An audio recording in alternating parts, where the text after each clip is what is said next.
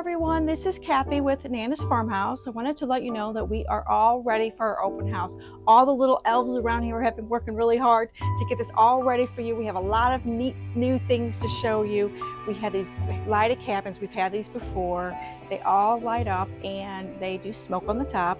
Just great gift ideas, quality made. They look just beautiful. I hope you could come in and see them, and many more things that we have to show you. Again, it's Friday, Saturday, and Sunday. Starts tomorrow at 10 a.m. And we have some bakery goods and cookies that you can eat. So come in and join the fun. We just hope to see you. Thank you so much.